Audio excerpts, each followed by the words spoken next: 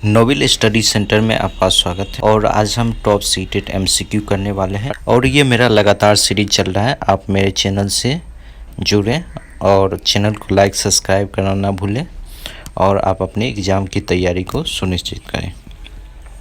आप मेरे social media handle से जुड़ सकते हैं, ट्विटर, फेसबुक, इंस्टाग्राम से जुड़े और वहाँ से पीडीएफ आपको मिलेगा। तो चलिए फर्स्ट क्वेश्चन देखते हैं। नमाज के दौरान मुसलमान जिस दिशा की ओर मुंह करके खड़ा होते हैं उसे क्या कहते हैं? ए किबला, बी खुतबा, सी इमाम, डी लीवान। तो इसका आंसर हो जाएगा ए किबला। जिस दिशा में मुंह करके खड़ा होते नमाज पढ़ने के लिए उसे किबला कहा जाता है और ये भारत में पश्चिम में पड़ता है, जो कि पश्चिम में मक्का है, जो सऊदी अरब का एक प्रमुख शहर है, जहाँ पे मोहम्मद साहब के द्वारा इस्लाम धर्म वहीं से फैला था। फर्स्ट का आंसर हो जाएगा ए किबला। सेकंड नंबर क्वेश्चन है, दिल्ली का कौन सा पहला शासक था जिसने बगदाद के खलीफा से मान्यता प्राप्त की और सुल्तान की उपाधि धारण की? ए कुतुबुद्दीन ऐबक, बी इल्तुतमिश, सी बलबन, डी अलाउद्दीन खिलजी। तो इसका आंसर हो जाएगा बी इल्तुतमिश, जो गुलाम वंश का दूसरा शासक था और कुतुबुद्दीन ऐबक का दामाद एवं गुलाम था। कुतुबुद्दीन ऐबक जिसका शासनकाल गुलाम वंश में 1206 से लेकर 1210 तक था और कुतुबुद्दीन ऐबक ने ही गुलाम वंश की स्थापना की। कुतुबुद्दीन ऐबक जो मोहम्मद गौरी का गुलाम था।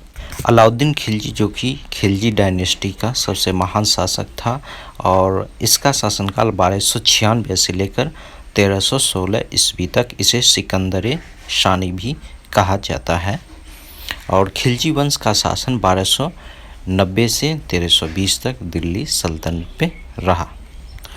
तो सेकंड नंबर क्वेश्चन का आंसर हो जाएगा B Iltutmish. Third number question है, पंचवाणी और बीजक में निम्नलिखित में से किस महान हस्ती के छंद और विचारकों को संरक्षित किया गया है? ए गुरु नानक, बी रविदास, सी मीराबाई, डी कबीर। इसका आंसर हो जाएगा डी कबीर। गुरु नानक जो कि सिख धर्म के प्रवर्तक थे और इनका जन्म 1469 में तलवंडी में हुआ था और रविदास जो कि रामानंद के प्रसिद्ध शिष्य थे और 30 से ज़्यादा इनका भजन गुरु ग्रंथ साहिब में संकलित किया गया है। मीराबाई जो कि राजपूत राजकुमारी थी और मेड़ता राजा रतन सिंह की एकलौती संतान थी। मीराबाई जो कि कृष्ण की भक्त थी और राजस्थानी और ब्रज भाषा में गीतों की रचना। कबीर जो कि सिकंदर लोदी के समकालीन थे और हिंदू मुस्लिम एकता के बात करते थे।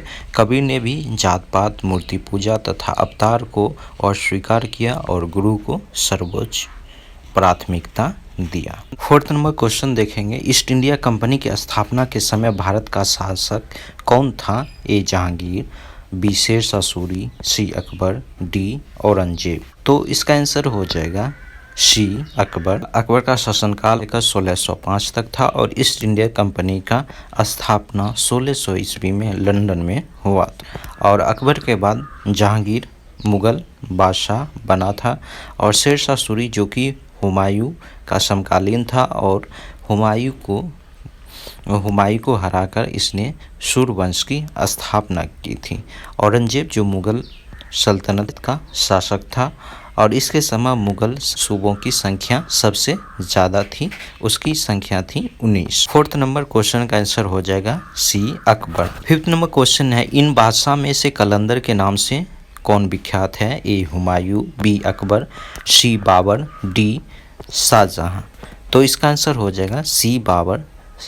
बाबर को ही कलंदर की उपाधि दिया गया था और हुमायूं जो कि बाबर का बेटा। फिफ्थ नंबर का आंसर हो जाएगा सी बाबर, जिसको कलंदर की उपाधि दिया गया था।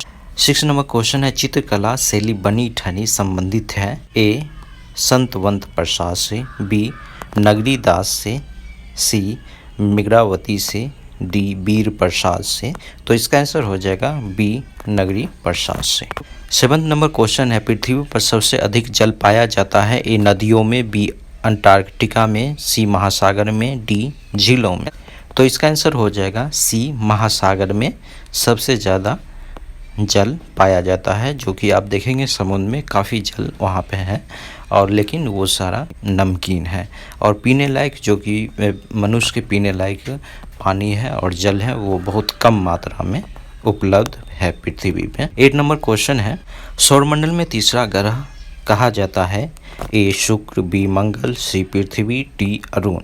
तो इसका आंसर हो जाएगा सी पृथ्वी, जो सौरमंडल में तीसरा ग्रह है। 9th नंबर क्वेश्चन देखेंगे, रामाबाई के संबंध में सत्य कथन है?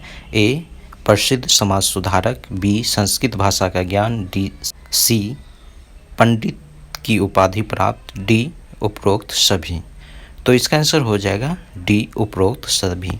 रामाबाई जो कि प्रसिद्ध समाज सुधारक और संस्कृत भाषा की ज्ञाता और पंडित की भी उपाधि इनको मिला था। 10 नंबर क्वेश्चन है, लोकतंत्र में मीडिया ए जनता व सरकार के बीच पुल का कार्य करता है, बी अपनी राय से जनता को प्रभावित करता है, सी उपरोक्त दोनों, डी दोनों में से कोई नहीं। तो इसका आंसर हो जाएगा सी उपरोक्त दोनों। जनता व सरकार के बीच ये पुल का भी काम करती है, बी अपनी राय से जनता को ये प्रभावित करती है। तो इसका आंसर हो जाएगा बी उपरोक्त में से दो। Thank you so much.